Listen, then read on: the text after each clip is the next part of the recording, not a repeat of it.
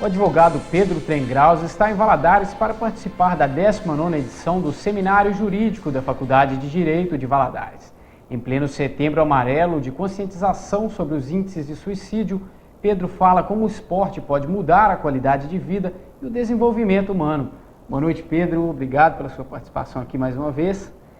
Você traz para essa palestra uma comparação entre a Islândia, o Brasil e até mesmo Valadares. Como vai ser essa questão? Bom, a Islândia tem 300 mil habitantes, o mesmo número de pessoas que Governador Valadares. E se eles conseguiram, através do esporte, em 20 anos, sair dos maiores índices de criminalidade, consumo de álcool, drogas e violência para os menores da Europa, Valadares também pode aproveitar essa experiência e trabalhar o esporte como ferramenta para reforçar o tecido social, para melhorar a formação do caráter de jovens e adolescentes, para melhorar a qualidade de vida em geral. Você, como advogado, o que você acha que falta?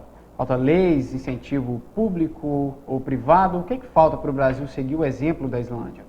Bom, falta a percepção de que o esporte realmente é uma ferramenta poderosa para o desenvolvimento humano, econômico e social. Veja você que os candidatos a presidente da República, mais da metade sequer menciona a palavra esporte nos seus planos de governo. E o Brasil sediou nos últimos anos os maiores eventos esportivos do mundo. Gastou mais de 100 bilhões de reais para receber Copa do Mundo, Jogos Olímpicos, Jogos Pan-Americanos, Jogos Paralímpicos. Será que esse investimento foi bem feito? Ou o investimento devia ser como a Constituição manda? Esporte na escola. Aliás, essa é a primeira reflexão que a gente precisa fazer numa faculdade de Direito. Se o artigo 217 da Constituição diz que o investimento público no esporte deve ser prioritariamente na escola, no esporte educacional, por que não se faz isso? Se há 30 anos a Constituição diz que tem que fazer isso. Eu acho que o governador Valadares pode aprender com o exemplo da Islândia, um país com a mesma população que nós, e aproveitar o esporte como ferramenta para desenvolver melhor a nossa juventude. Como mudar essa questão nesse atual quadro político que você citou aí agora? Com participação de todos. As pessoas votam e nem lembram em quem votaram. Então é preciso que se participe cada vez mais, que se busque eleger pessoas que tenham afinidades com as nossas prioridades, que a gente participe dos mandatos dessas pessoas, ajudando, cobrando, estimulando, porque, poxa, não é só ir lá votar e ir embora para casa. Política se faz todo dia e política pública se faz com a participação de todos.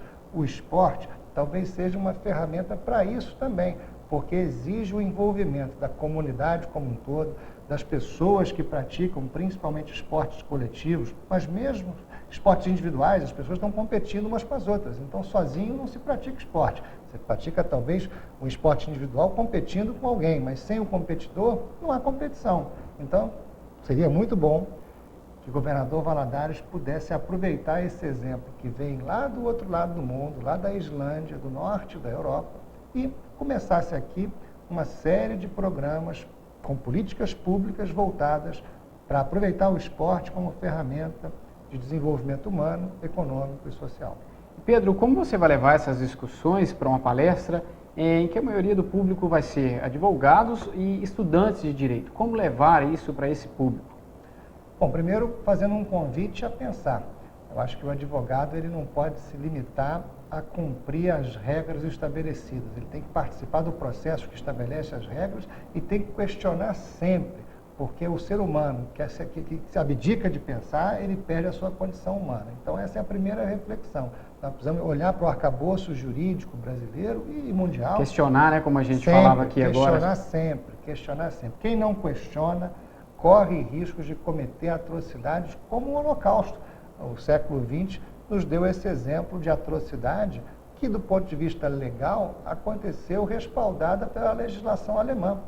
Nós não podemos admitir que o ser humano ele abdique da sua condição humana e deixe de pensar, perdendo a capacidade de questionar regras e as finalidades para as quais elas existem. Porque as leis existem para que as pessoas vivam em sociedade cada dia melhor, para que a gente possa evoluir enquanto humanidade. Nós não podemos deixar que regras, no sentido contrário, se estabeleçam pelo interesse de uns poucos tentando dominar a sociedade. É verdade.